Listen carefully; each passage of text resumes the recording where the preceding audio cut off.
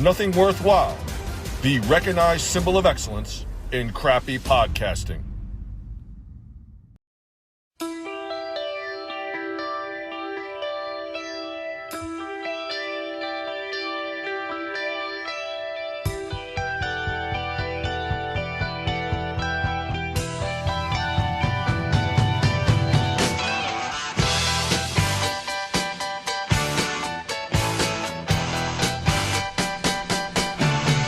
After more than 1 year, World Wrestling Entertainment welcome live fans back with night one of WrestleMania 37 at a soggy Raymond James Stadium at this Saturday night. And we were there. We were there live. Moody and Groo was there, continuing our 4-year streak, our 4-year tradition of attending WrestleMania live. Were our predictions correct? Who did Moody like? Who did Groo like? Our thoughts overall in the show. And so let's get to it, Andrew. WrestleMania, Raymond James Stadium. First, your thoughts on Raymond James Stadium, the home of the Tampa Bay Buccaneers. What'd you think? I liked it. It has an old school feel with new school amenities. We didn't really see much of it. But from the inside, where our seats were, we could really see the whole stadium. That's my dad's code speak for terrible seats. It's like if you want to see the game, you could see every nook and cranny of the stadium. You might be 3 miles in the air, but it's a very nice stadium, roomy. It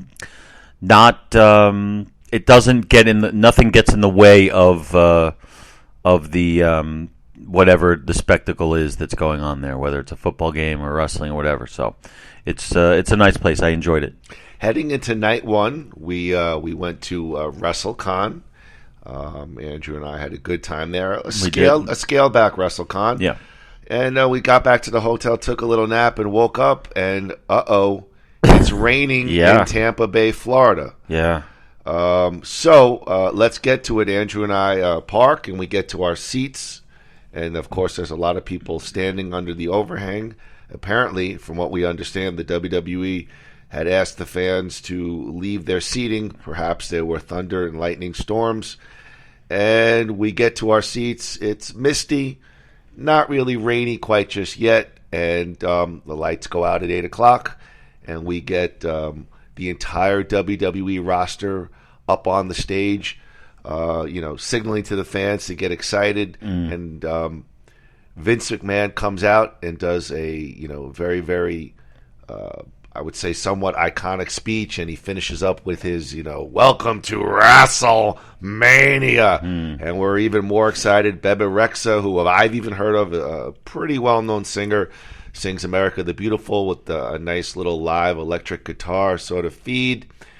And we get to this wonderful video package, and they're going through all the matches. The fans are excited, momentum, and then they end the package. We're supposed to get pyro, and, welcome to WrestleMania, and there's nothing. And all of a sudden, the announcers come on and say, please leave there's thunder and lightning storms in the area, and please take cover.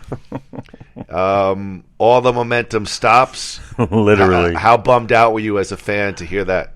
I was literally waiting for as soon as that video package ended, I was like waiting, counting the seconds for Real American to start playing, and then host Hulk Hogan and Titus O'Neil to come out.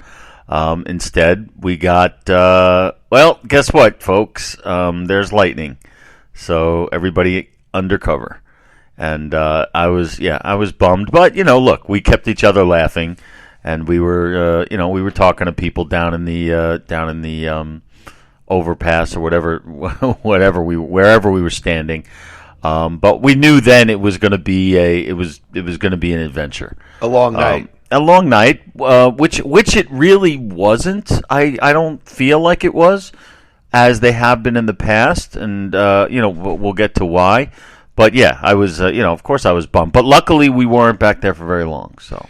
No, but I mean... I didn't know that it had happened before. We didn't know that until, right? We didn't know that until, Yeah. I think, speaking to other people. Exactly, This was yeah. the second time they had asked fans. Yep, that's to why there take was cover. no pre-matches.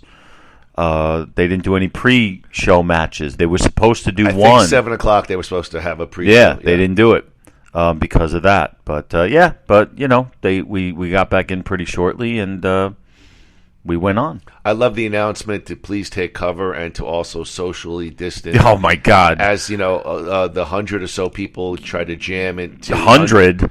Are you kidding? More than that. Well, in our section, I mean, everybody was kind of crammed under one roof type area. They're saying please take cover in the vestibule or whatever that area like a mezzanine is. area. Yeah, the mezzanine area, the little hallway between where the concessions are and the open stadium, the only place that's protected from the rain and the thunder and the lightning.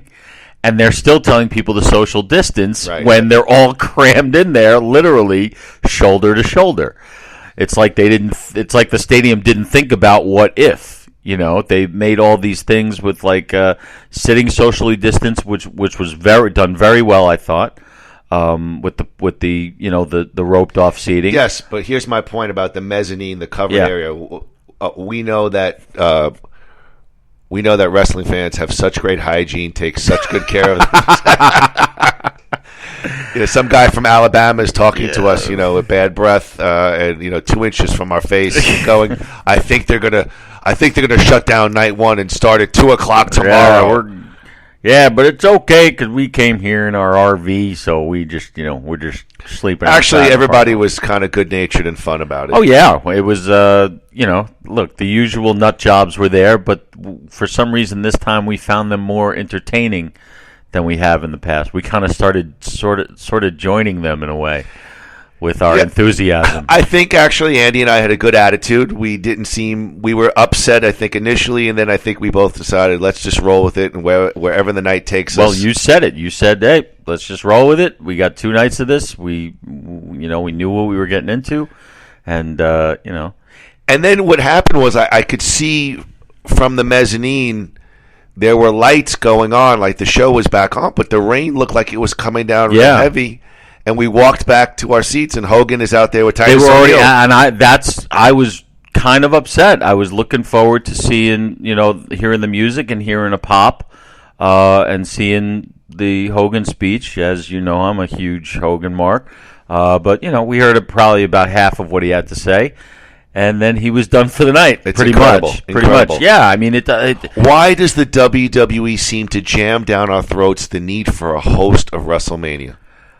That, I don't know. You'd have to, I don't know. But the bigger question is, if they're going to do it, why not go all the way with it instead of just have whoever the host is do a 2-minute appearance in the beginning, and then they're gone. But they do the same thing when they did the same thing when they had hosts. Well, when they used to have a host for Raw every week.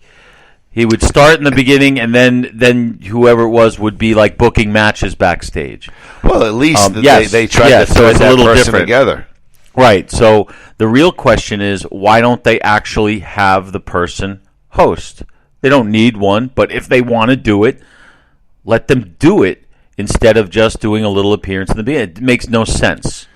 And I threw out some ideas to you about, like, if they're going to do that, why not have him do, or why not have them do something with the crowd, sort of between, maybe not between every match, but between, when they need a big setup, like when they have to bring the cage down. Do we really need to see a 5-minute video package, telling us mostly things that we already know? I would rather have the host hype up the match for us instead of seeing a video package of stuff we've already seen. Because I really thought that Hogan did a good job introducing Bobby Lashley. No, he didn't. You didn't think so? No. I thought so. The video package they use, obviously, when they're transitioning, and perhaps they're getting the ring set up, or and I think it does serve the purpose to set up the fan to understand the storyline. I don't know if we need Hulk Hogan to, or whoever it is, to summarize the feud up to, I think the WWE could do a better job. I think similar to the idea of the Raw general manager in SmackDown, I think the idea of a WrestleMania host is maybe in my mind is come and gone. Plus, I just think the Hogan Titus pairing is awkward to begin with. They have no background with each other. It's not like they've interacted before. I don't know. It seems like they're trying to cram in every little thing, make everyone happy. Yeah. And in the end, probably they made at least us two not happy. Well, I mean, look, I'm always happy to see Hulk Hogan, Stop but it. I am. I'm sorry. You know me. I am always happy to see. I'm always happy to see him, no matter in what fashion. But I was kind of hoping that they would have Hogan do one night and Titus do the other night. I thought that would have been kind of cool, and have them, and like you said, have them do something. But why do you think they do it though? Why do you not forget the Hogan Titus thing? Why do you think they feel the need to have a host, regardless of who it is? Why do you think, if they're not going to do anything with it? Well, I don't know the answer. I'm asking. I think they have. They're paying these people, and they're going to try to maximize every talent on the roster or every talent that they're paying to maximize eyes on the product. So, but the last couple of years, the hosts have been inconsequential. They don't do much. They come out and do a 2-minute hype job with the crowd, and then they're pretty much gone for the rest of the night. So, nothing that I'm interested with. So. You're right. It doesn't make sense, but look, I enjoyed the 2 minutes I saw of Hogan doing his usual shtick. I'm just that's your problem. All right, let's move on. Yes, evidently it is my problem. Let's move on. They've been pretty much, the WWE has been open about the match they're going to open with, and they open up night one with a big one. It's the WWE Championship, Bobby Lashley versus Drew McIntyre. Groo liked Drew McIntyre going into this one. Moody said, pick one for the champ, Bobby Lashley. We're not going to get into the back and forth of the match, but the match ends with McIntyre setting up for the Claymore kick. He gets distracted by MVP, and then we get Lashley with the Hurt Lock, and McIntyre doesn't tap out, but he's unconscious, can't continue. The referee signals the bell. Bobby, is that what happened? I Yes. thought he did tap out. No. McIntyre went out. He was unconscious. Interesting, because that kind of changes how I feel about it. Well, go ahead. The floor is yours. No, wait. I was just asking. Go ahead. No, continue. Well, Bobby Lashley retains his title. They call it a submission, but he went out. Right. And what'd you think of the opening match? I liked it. It was a nice brawl. It moved. The crowd seemed to be into it.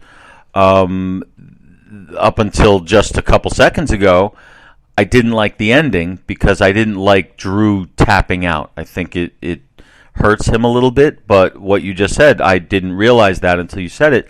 So there was a match that I predicted would end that way. I don't think it was this one. I think it was Rollins-Cesaro.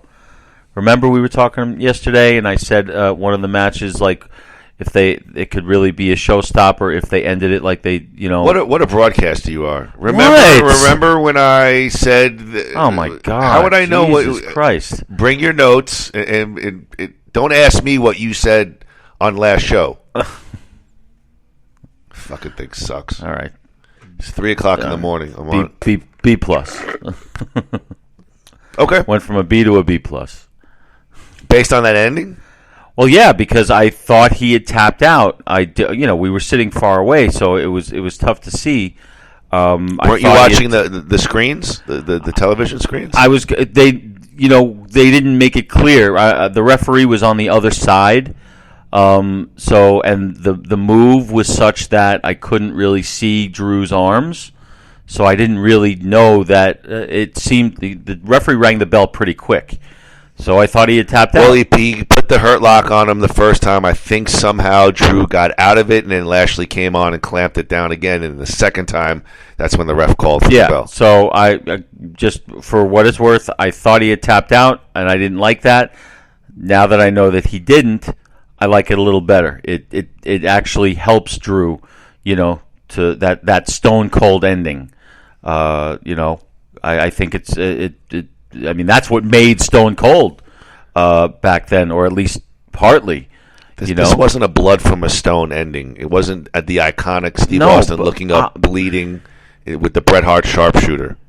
I love how you ask me what I think, and then you just get angry with me for thinking what I think. Yes, that's what I do. Well, that's what I think. Okay. I would go from a B to a B plus because he did not tap out. He passed out. Well, I thought it was a solid match overall. Yeah, I thought it was agreed. a good choice by the WWE, and I thought both guys delivered. What do you think? I think this could have some legs as a potential feud. I hope it does because I think Drew should stay in the world title picture, and Lashley's the champion. So if he's going to stay in the world title picture, it's got to have legs. And I think it still can with that kind of ending, and the quality of the match. They will meet again. I think it'll continue. Okay, agreed. Match 2 was a tag team turmoil. It was the ladies. You had Naomi and Lana versus Mandy Rose and Dana Brooke, Natalya and Tamina, the Riot Squad, Carmella and Billie Kay, tag team turmoil. And I believe it ended up with the Riot Squad versus Naomi. Versus Natalya and Tamina. And the win goes to Natalya and Tamina. Natalya, the veteran. So now Natalya and Tamina will fight Nia Jax and, oh my lord. Baszler? Yes, Shayna Baszler, the women's tag champs. Tomorrow night. The Queen of Spades tomorrow night. Yeah. I mean, look, it's no secret. Anything tag team turmoil, men's or women, it's sloppy. Wasn't great. The floor is yours. What'd you think? Well, this, there's a reason that we didn't cover this yesterday because I think it was scheduled to be on the pre-show. Perhaps. But there was no, that's what somebody there was telling us. But there was no pre-show matches because of the rain delay, so they moved it to the main card, and I wish they hadn't because it was just I didn't even know the format. It seemed like kind of Survivor Series style match, but like one team would lose, then another one would come in and fight the team that was still there. It was a whole lot of nothing besides the Riot Squad's necklines. I didn't really care for the match, and it kind of stopped the momentum that Drew and Lashley built up a little bit. And Vince, I have to give Vince credit for building up that his opening was fantastic. It was. So, and I think this match kind of stopped things. I think they should have scrapped it, or at least maybe put it on tomorrow's pre-show or something. But it is what it is. But match D wasn't very good. No, it wasn't very good. I agree. I am somewhat happy for Natty Neidhart. She's a veteran. Yeah. She's been with the WWE for a super long time. So I'm glad that she'll have a spot at WrestleMania. And probably, if I'm a betting man, because we didn't predict this, and it's probably in the level of really who cares, but I will predict right now that Natalya and Tamina will win the women's titles tomorrow night, and that will lead to a breakup of Nia Jax and Shayna Baszler. They're both probably, in my opinion, too good, but yes, too good to be a tag team. Yes, they should be single. They're single stars, and so I think probably this will end the run. Any thoughts on a match for tomorrow night between those two tag teams? Well, Tamina and Natalya. Who is it? Natalya. They're good. A or a regular match with them against one of those other teams could have been very good, right? But the format of the match was just so wackadoo, and there were a lot of screw ups, yes. A lot of botched moves.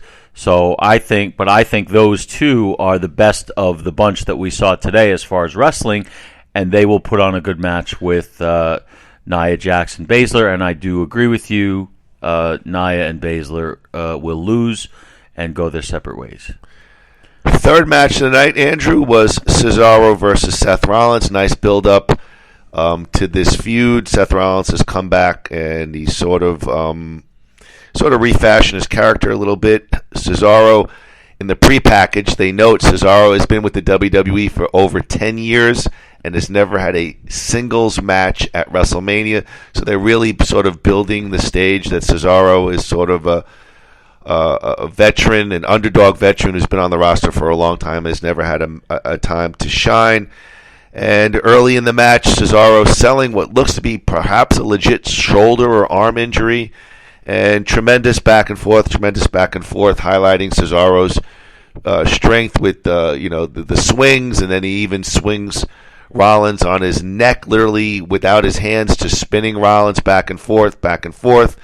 And I think he did a 23 swing, and then got him into his old school finisher, the neutralizer. Yeah. And as predicted, I think we both predicted Cesaro for this one. Yes, we did. Cesaro takes the win. Yeah. Thoughts on the match? Well, I also love that spinning torture rack he did. Mm-hmm. That was cool too. The match, I think, could have been the showstopper, but it wasn't. I think because the injury was legit and it happened very early, so the match did not have the speed or the excitement that it probably would have had if that didn't happen. With that being said, both of them did a great job with what they were able to work with. Rollins sold. He did a great job. Yeah, he did a great job. He sold Cesaro's moves very well. Cesaro was doing his best to work the crowd and was somewhat successful, but the injury did. I almost feel bad for him because this was his shot. And I do love that build-up, how they gave all that information about how he had never had a single, as part of Seth Rollins' kind of entrance. You know, it was his like political he had like thing. A political I thought that was hilarious. It wasn't the WWE telling us. It was Rollins like just sort of, ribbing paid for by the friends of Seth Rollins. That was great, and the build-up was great, and just unfortunately that I'd like to see that match again. I want to see how that injury happened, because it really, you could see that physically, not just him selling it, but his shoulder did look a little out of place after whatever the move was that did that. So unfortunately, it wasn't the match it could have been, but I think these two will have more together. So it was good. It was a B to B plus, but not their fault. Yeah, good mid-card match. I'm on CBSSports.com. They're not mentioning anything about a potential injury, but I'll be curious if we get an announcement or they talk about some kind of injury further, because Cesaro looked like he was legitimate selling a shoulder or arm injury throughout the match for sure. Yeah. All right, Groo. Next match was for the Raw Tag Team Championship. You have your champs, The New Day, very popular, always over with the crowd, versus AJ Styles and Omos. Going into this match, Groo liked the champs, The New Day. Moody said give one to the new team of AJ Styles and Omos. I mean, look, I'll give you my quick summary. Obviously, the majority of the match was wrestled by AJ Styles. New Day almost kind of a little bit heelish throughout the match, trying to prevent AJ from tagging into the big new man. And almost came in as predicted, as we talked about, a lot of power moves. It took him a long time to get into the match, but when he got into the match, he stayed in for a couple of minutes. He had some good speed. He looked like he was able to sell a little bit, pull his punches, and of course, he was able to do some devastating power moves. I think the finish was sort of like a double-handed choke slam to Kofi Kingston, and Kofi sold it. He was out. And 1, 2, 3, we have new tag champions, AJ and Omos. Your thoughts on the match? He almost did better, much better than we thought he would. I thought so. And I was a little pleased with that. AJ was great as always. It's weird because the match was good. I like what everybody did. I'm just not crazy about the booking, only because I don't like. I think it cheapens the tag titles a little bit because this basically was his first match in the WWE. It was. him, and they're not even a tag team. They've just been kind of working together. And AJ's not really AJ is more of a singles wrestler. So for him to just come in and beat literally squash both members of the New Day within 5 minutes. I'm talking almost now, and then pretty much just win the match single-handedly was a little weird to me. But the match was certainly entertaining. New Day just keeps getting better and better as far as the entertainment value. Well, here's what I say to your comments. I don't think the New Day need another win. I think they're over with the crowd. So if they lose, I don't think it's a big deal. To your point about AJ as a singles guy, I think throughout the WWE's history, they've taken single stars and they've kind of cooled them off a little bit. I mean, obviously AJ is going to end up at some point back running singles, we know that, but we've seen it with Triple H, we've seen it with The Rock, we've seen it with Stone Cold. That's true. They've tagged up for 6 months, maybe to cool off the character, give him something else. Yeah, you know what? You're kind of right. If Foley and The Rock could win the tag team championships, so can Almost and AJ, I guess. Okay, so given that, what do you think the next 6 months' future is for AJ Styles and Omos? I don't think they're going to have a long run with the titles because I think they're going to want to try to really. I think they're going to drop the titles rather quickly, maybe within the next maybe a month, and then I think Almost will go back to NXT because he does need some seasoning. Sure. But they'll have him around so that he's familiar enough to everybody. He'll create some excitement. They'll give him only big spots, and then he'll disappear. He'll go back to NXT, and then he'll come back again at some point and make an even bigger splash. And I think that'll be. I have no idea who they'll drop the tag titles to. I agree with you about the New Day. They don't need the titles. They're over. And you think AJ will once again they'll put him in a prime single spot? I hope so because he's not getting any younger. So if they're going to do it, now's the time. I mean, we saw that he's 43 years old. So I would say clock is ticking. So I would be interested to see him in a feud with someone like Bobby Lashley. That would be interesting to me. What about you? Well, to go back to your point, I'm going to actually say I agree with you. I think almost. They'll use him in big spots, and yes, I think they will probably.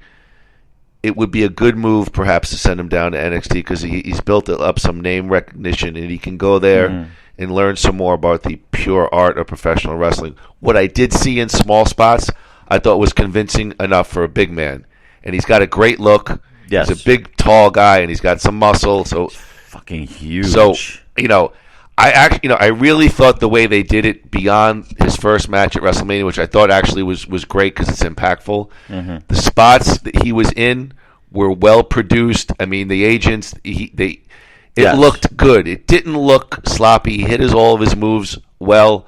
So I think that hopefully this big guy has a bright future. To your point about AJ, yeah, I mean, I think eventually he's going to find himself in a singles scene. For a mid or major championship. So yes, could I see him in the ring with Lashley or Drew McIntyre? Yes, simply for the fact he's probably one of the few guys on the Raw roster that I could actually envision and say he can compete with those heavyweights and perhaps win a championship. There's not too many others on that roster. What about as far as AJ goes? What about a switch for either him or Edge and put them together? I think they could do some good stuff. From what I've read, they're going to hold the rosters for now. But I mean, yeah, AJ is good enough that you can put him in the ring with anybody, and he's probably going to make it work. Yeah, but I think a feud with like him and Edge would be really. I think they could do some good stuff together. They're comparable in age, and they have similar styles, and I wouldn't mind seeing that. But hey, look, we've got time. Well, I hate saying that, but What? Why are you just staring at me like that? I don't know. Let me move it along. It's Next so match. late. It's so late. Next match, Shane McMahon versus Braun Strowman in a steel cage match. Let's see here. You liked Shane going into this one. I liked Braun. We both did not like the build-up. Mm-hmm. Silly storyline. Shane McMahon almost bullying this massive man, Braun Strowman, calling him stupid. The match itself, there was definitely some high spots. We saw something pretty cool. Shane looked like he was about to get out of the cage. Yeah. Strowman literally ripped the fencing out of the cage and dragged McMahon back into the cage. And then there was, of course, a high spot of Braun throwing McMahon off the top of the cage, in which he did a 360 in the air and landed on the ground. So Braun's your winner. What did you think? Well, I didn't really like the match because it just seemed dead. It just they didn't seem to have much chemistry in there. I think cage matches live don't have the impact that they do when you're watching them on TV, because you can't really feel or see the impact of the cage unless you're really sitting close. I did like that. I did like how he ripped open the cage. That was innovative, is the word we used when we were there. The high spot, I was kind of hoping for an outside table thing, but I guess look, that's what we've come to expect from a Shane McMahon match. But in a way, let me, because I think about that, and I watched the replay of the high spot, the 360 in the air. That was so dangerous. Yes, it was. I almost feel like him jumping on the table is almost safer in a way, because 1 inch the wrong way, that neck, the way, like, he literally landed just below where his neck meets his back, that whatever that thing is there, just 1 inch higher, and he's Owen Hart. You know, I mean, like, that's a fucking dangerous thing right there, to do that 360 in the air. So it was cool, but the match itself was just like little spot, tries to get out, Strowman stops him, spot. You know, it was just like this, that. So it really wasn't a very exciting match. Had some good spots. I would give it like a C+, maybe a B-. Yeah, I mean, I think the most impressive thing is, or I don't know if the word is impressive is the right word. I mean, Shane McMahon takes ridiculous spots and ridiculous risks in his matches, and of course he doesn't wrestle very often. Seems like he was the standard veteran or big name to throw in the middle of a WrestleMania card to maybe fill it out a little bit. You know, where there's no Goldberg, there's no Undertaker, there's no John Cena. That's a good point. So let's throw in Shane McMahon. It's somebody from the 90s that, you know, fans like us recognize and, you know, for the most part enjoy. I do agree with you. Shane takes. I mean, this guy is a son of a McMahon, as he reminded us in his pre-match promo. I did like that. You know, he takes insane risks, but other than that, there wasn't much in this match for me to enjoy. So, filler. You know, I think the conversation is more, what the heck does the WWE do with Braun Strowman? Yeah, because it really, you know, Shane always impresses. There's, you know, like, even though this match, you know, the build-up was so ridiculous and silly, but Strowman had literally, in my opinion, had nothing to gain from this match, and he gained nothing. Because I said to you before the match, I said anything less than a 2-minute squash from Strowman to Shane, it will hurt Strowman, because he's such a big. It's almost like Big Show. I think you said it to me. You said is Strowman going the way of Big Show, where like he's supposed to be this big figure that everybody's afraid of, but he can never seem to dominate the way he should. Yeah, the WWE with their big man booking over the last 15 years has been very spotty. Yeah. Braun's been the victim of start-stop booking. And not only that, face, heel. I mean, it doesn't seem like he's even settling in on a character for more than a short amount of time. I mean, he's a guy who has the physicality that should be able to challenge for the title, but I don't know if they put him in a match against McIntyre or Lashley right now. The credibility is there. I think he'd be served up for further fodder. So I think maybe with him, they got to step him back a little bit and try to build him back up. I mean, he's an impressive looking dude. But I would say maybe a repackaging is in order. Maybe cut down the beard a little bit. I don't know. They repackaged him for WrestleMania like a big wussy baby, like don't bully. I don't know. Yeah, now they got to dig him out of that hole. For a guy who's 6'10" and 300, almost 400 pounds, and he's a power. It was a strong man. That's how he got into wrestling. I mean, I think they got to dig. They got to work to dig him out of that hole now. I find it hard to sell me a angle that he's a victim of bullying. Listen, I get it. It's a universal thing, but I don't know. And even his promo before the match, it just didn't work. And you're stupid. It's such that stuff's from such a long time ago. And even when Braun said, before the match, or I guess in a tape segment, he said, this one is for all the people, all the kids out there who've ever been called stupid. I'm like, are you trying to destroy this guy? Yeah.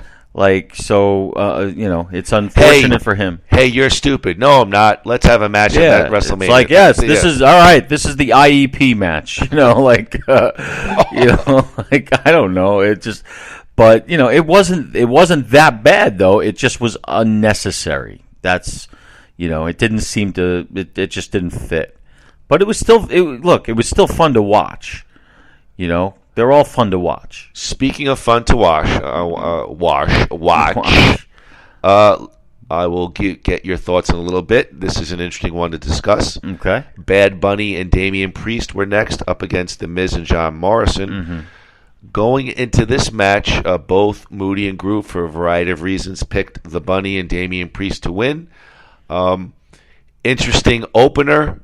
We had a cavalcade of bunnies enter the ring, some of whom lost one of their ears, so you had that funny visual. Yeah. And The Miz and Morrison did not come in with the usual music. They came in with some kind of sort of funny diss hip-hop track that they made on Bad Bunny and Damian Priest.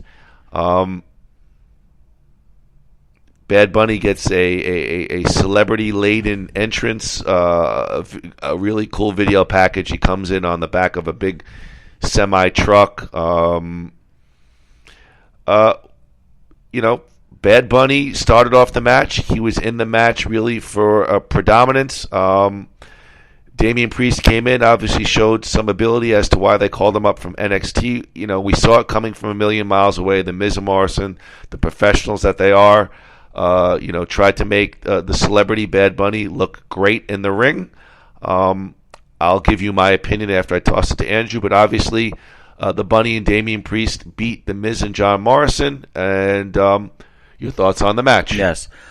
I hated this match going into it. I hated everything about it. I hated what they were doing with The Miz and Morrison and even Priest. It was Jason Priestley and Bad Bunny. I just hate the idea of bringing in these flavor of the month people to the hot celebrity of the moment to in a Wrestlemania to be in there with these wrestlers who have been around and they've slept and breathed the business, and all the attention is going to this guy. That being said, this was my favorite match of the night. It was a good match. And here's why. Because, and a lot of it has to do with what you were telling me during the match, and you sort of made me see things from a different angle. To me, this match launched The Miz into immortality. You made me see what a pro The Miz is, yes, and how great he is, because the true measure of a great professional wrestler is not him being able to win and win and win. To me, it's if they can lose and still win by losing. And The Miz did that. He carried that whole match. His job was to go out there and make Bad Bunny look great, and he made him look like a pro. He made the Bad Bunny look like he'd been wrestling for 15 years, and he does it with. And he sells the hell out of it. There doesn't seem to be any bitterness that he's stuck in this ridiculousness where so many other wrestlers probably would. The Miz understands the business. He knows what this is all about, and I just did a complete 180 about it. And I do have to say, Bad Bunny did a terrific job in the ring. Your thoughts. He did. For someone who had never really done it before, he obviously worked his ass off. They obviously trained very hard. Probably with the Miz. The Miz probably choreographed the whole thing. And they just everybody did exactly what it was the only match where everything went exactly as it seems it was supposed to go.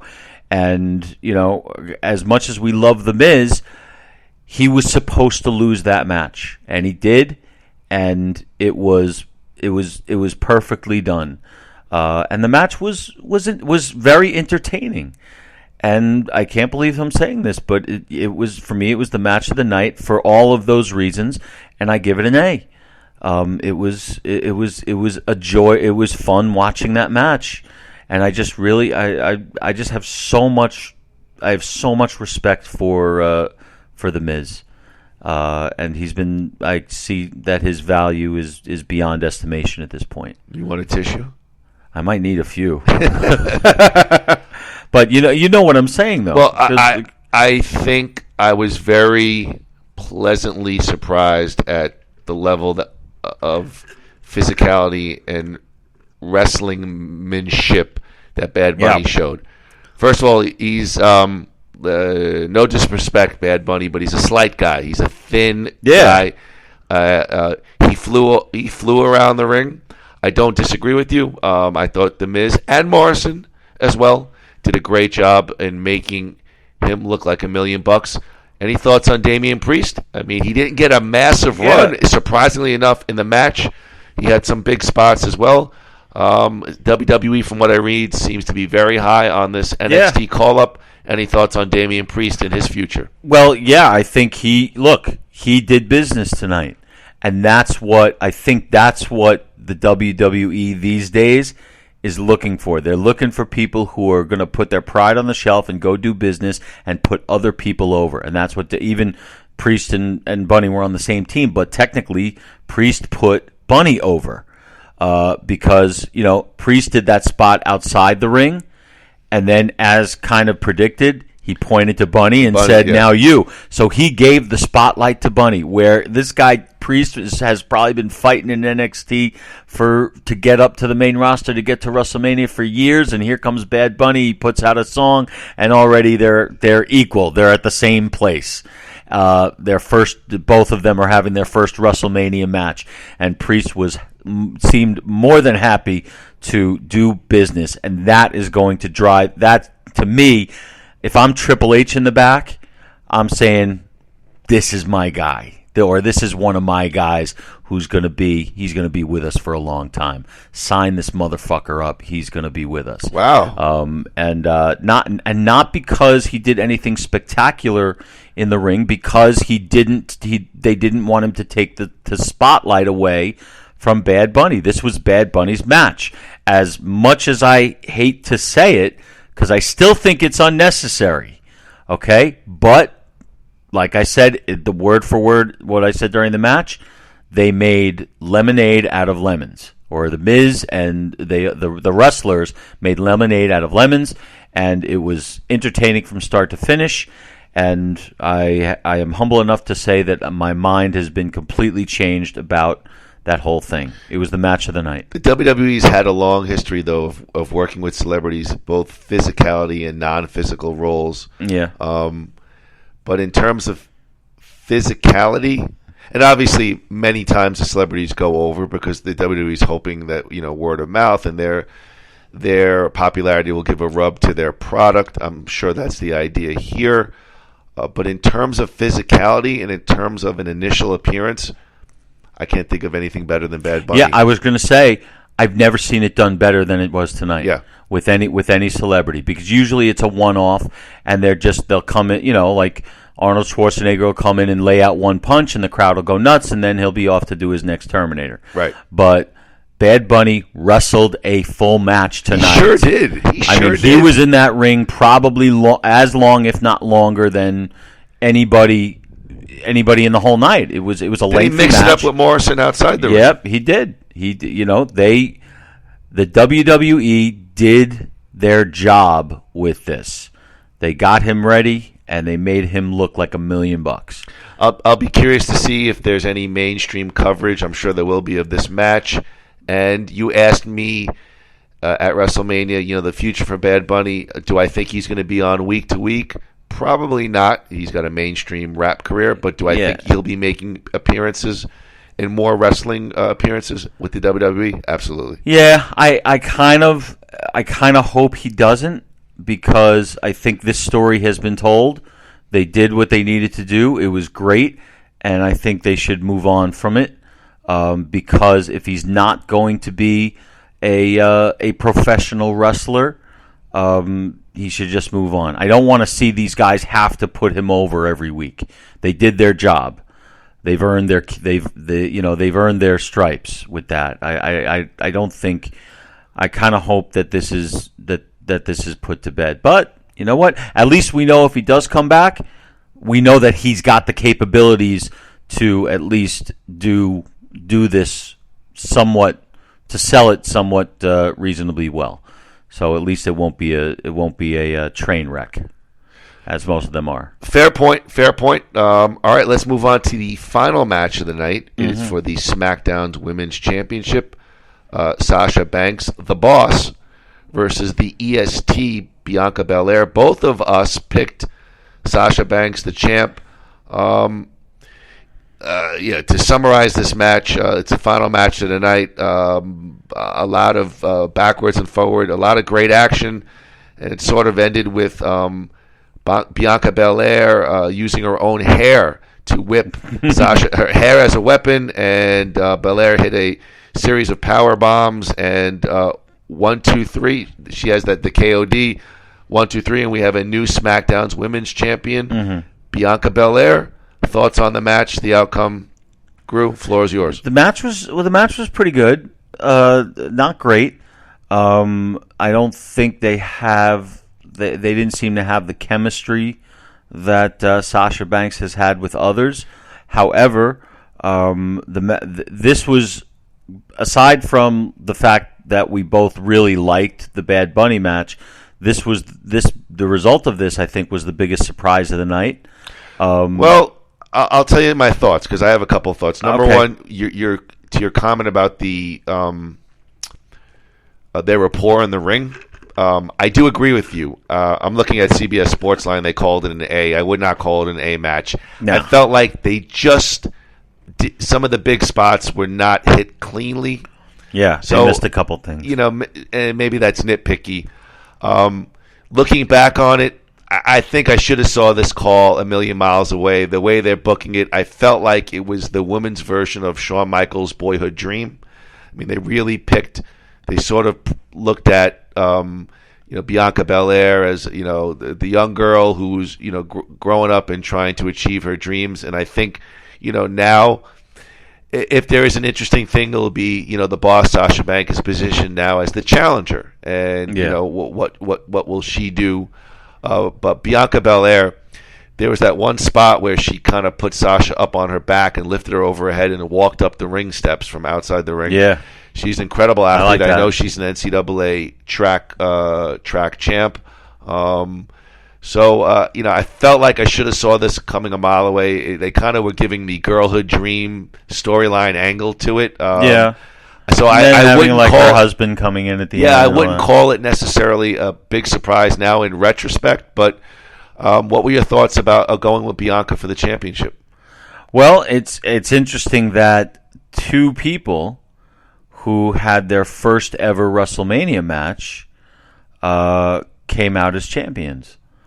Are you trying to compare Omos and Bianca Belair? I'm just saying that's if you have to look at something that's unpredictable or somewhat of a surprise, that's interesting to me. Well, almost had his first match overall at WrestleMania. Right. But this was, her. What's her name again? Bianca Belair. Bianca Belair. Well, I haven't watched NXT, so and you do. Our downloads. I don't watch NXT all the time, but I try to be up on a way product more that than I'm us, discussing. Yeah. I admit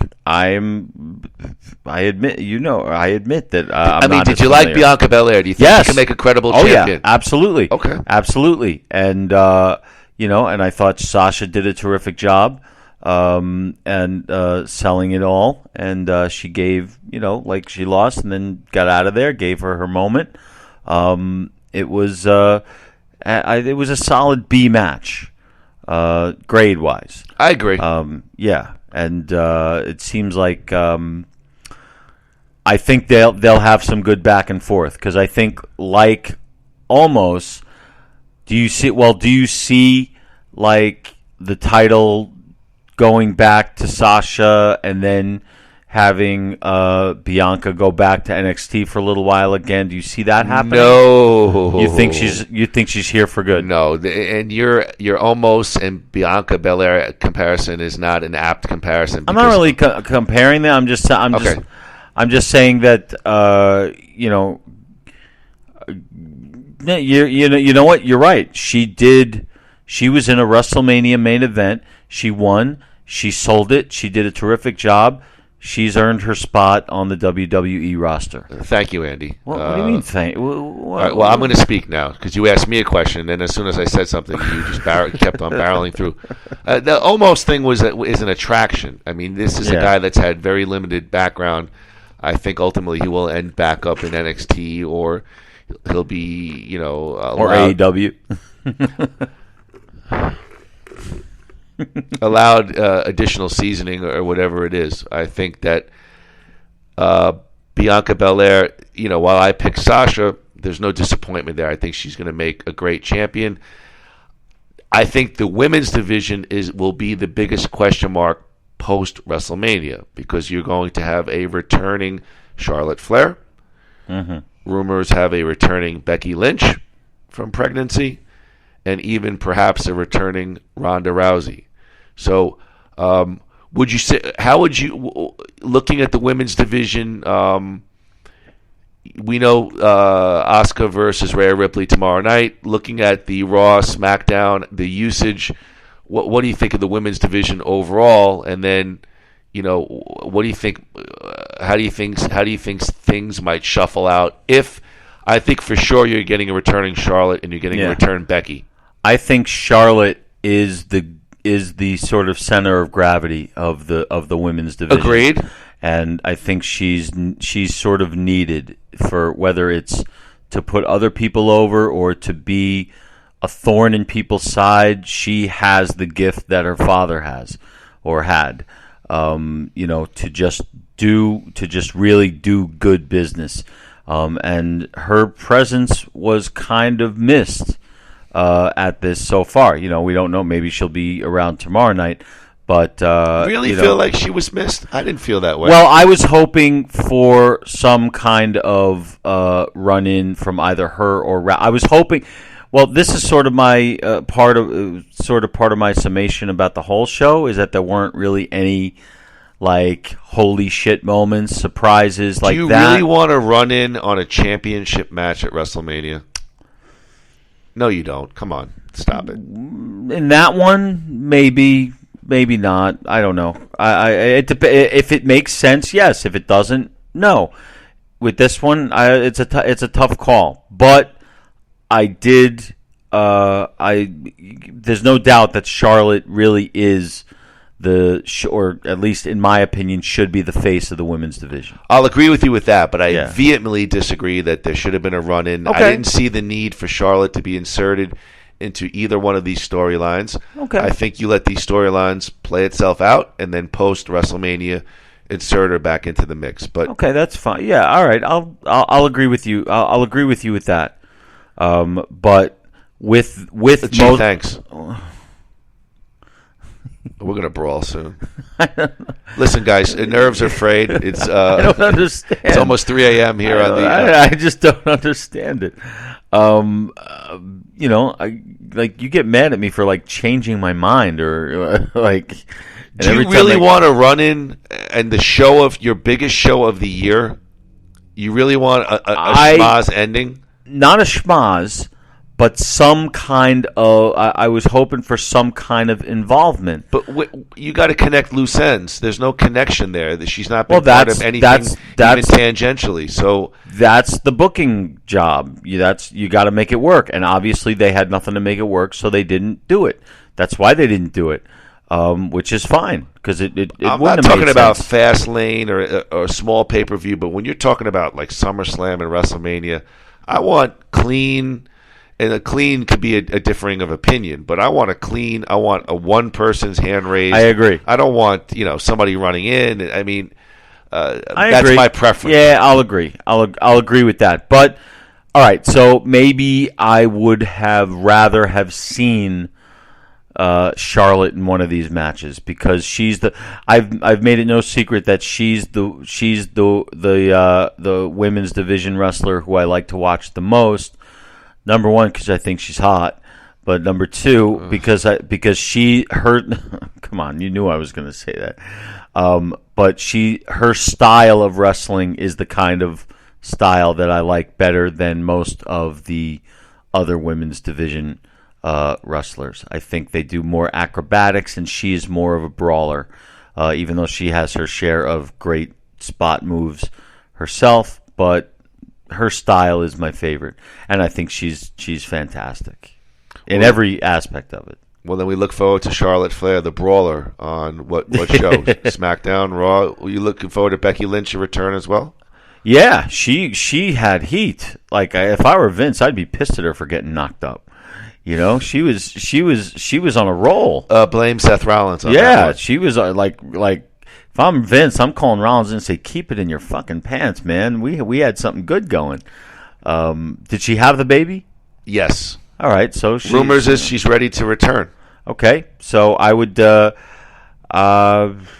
probably wait a couple weeks after. Well, actually, they like to make a big splash like the Raw after WrestleMania, so maybe that'll be that. But with the women's division, they have a couple of options. We've talked about three. We've talked about Charlotte, Ronda Rousey, who the rumor mill is heating up about her. So who knows? Actually, it'll be very interesting to see what they do with the women's division this week. I'm actually interested to see what they do with it. So I'm sure we'll get at least one of those three, Becky Lynch, Ronda Rousey, or Charlotte, to come in and shake things up. So overall, night one is in the books. It's been over a year before the WWE has actually presented live wrestling, and it's being presented at the Show of Shows, Raymond James Stadium. Rain. We got a false start. We got rain delays. Overall, how would you grade out night one of WrestleMania? B. Solid B. I was never bored. Always enjoyed it. Even the crappy tag team women's match still had some fun spots. And there wasn't. I mean, that I would still call it a clunker, but it wasn't boring. But every other match was at least a B.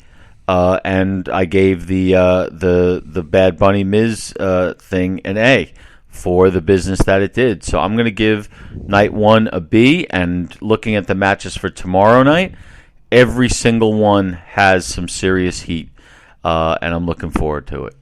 I expect tomorrow I expect them to go out with a real big bang for this WrestleMania. But yeah, tonight's a B. What do you think? Were you glad to have just live wrestling in front of you? Oh yeah. Well, that goes without saying. We were amped up going into this thing. We were excited, and we never lost that excitement. There have been times where we have been, we've been to so many of these things, and there are times where we're sitting there like, all right, it's time we want to go home. We just want to put on fucking Family Guy and just like. You are cursing a storm. I am. I'm usually the one who curses. You're like, I'm going to have to put the explicit. Yeah. I think the only thing that bugs me, and it's nothing to do. I agree. It's a solid B, but boy, if they were able to start the show right after Vince's speech, it could have been an A. And it's just such a shame. Vince comes out and gives this beautiful but short, perfect rah-rah speech and says, "We missed you, the fans, in the WWE." And you had Sasha and AJ smiling on the stage and the entire WWE roster, and it was a beautiful presence, beautiful presentation. And then next thing you know, sorry, folks. Sorry, folks. Park's closed. Yeah, I said it to you at the time. And I was like, it was like out of the Twilight Zone. Like, I can't believe this is happening. I said it to you at the time. We just ran 100 miles an hour into a brick wall. Yeah, it's just... And with that being said, I think the WWE fought through. Apparently, the storm damaged part of their set and had to actually repair it on site. I think all that said, the crowd was good-natured. It was very good. Dare I even say a little bit of a family vibe? Yes, everybody was kind of happy to come together. And so, with that being said, I agree with you, Andy. I think it's a solid B, and it's making me look forward to night 2. And we'll be back tomorrow night. Yeah, I'm curious to see if I'm curious to watch some of it back, because I want to know because it seemed like it doesn't seem like the crowd was dead. It just seemed like they weren't making a lot of noise. Well, it was 25,000 exactly. in a 50,000. So I'm curious to see if they were piping in noise, if they're piping in noise through the TV. And as we end this one, I want to ask you one question. Feel free. Do you think that the live audience would be served better if they could hear the commentary? I would say probably incrementally so, but only incrementally so. And I think I probably changed my opinion on that. I do think as a TV viewer, it does help you, but you're in a pretty spacious stadium. I don't think it would hurt. I don't know if it would help as much as we think.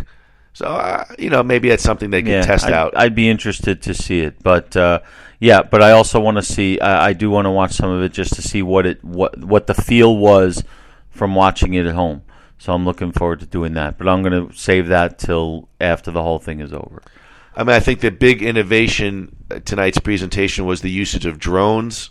Yeah, let's save that. Let's talk about everything at the end, because there's some good stuff there that we'll get to. I'm sure. There you have it. Moody and Groo, we enjoyed ourselves night 1. Both gave it a solid B. As typical Wrestlemania tradition, we ended up in the bowels of McDonald's at 1 a.m. on a line that wrapped around to Tampa Bay Boulevard. I've never seen that before. This thing was like, oh my God, there must have been 50 cars in this drive-through. And we found one of the only McDonald's in America that doesn't serve breakfast past 10:30, and I was pissed off about that. You were pissed off about that. I was, but I think a couple of cheeseburgers and a Diet Coke later, I am satisfied. Night 1 is in the books. The WWE Tampa Bay, they did it, pulled off a good first show, and we'll see how night 2 goes tomorrow night. We'll come back on and give everybody our breakdown. Yeah, hopefully the weather will cooperate. It's not looking good right now. No, it's not. But this is Florida. Anything can happen in Florida and in the WWE. Well, we'll leave it there. And Groo, why don't you take us out? Yes, ladies and gentlemen, it's been a pleasure, and it will continue to be a pleasure. We're having a great time here.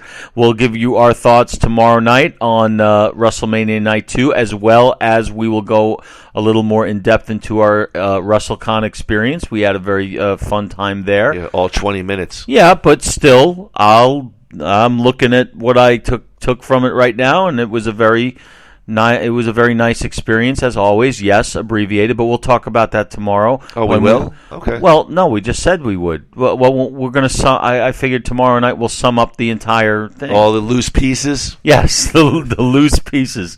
The loose skin. Yes. The flakes, the psoriacal flakes. Parietal flakes. Yeah. So, but tomorrow night we'll be back with you, whether it's at 11 p.m. or 3 a.m. We will do it because we do it for you. If I'm a betting man, it's probably closer to 3 a.m. Yeah. And we'll probably be eating more chicken McNuggets and the same thing because this is what we do. That's right. And we love it, and we love you all, and we will be looking forward to coming at you tomorrow night/morning. All right, so everybody have a great evening, a great night, great morning, great day, great weekend, and tomorrow night we see Wrestlemania 37 Wrestlemania 37 Night 2 live from Tampa Bay here in South. Oh God. I'm so out of my... Rip 'em! Good night, everybody. Whack, whack.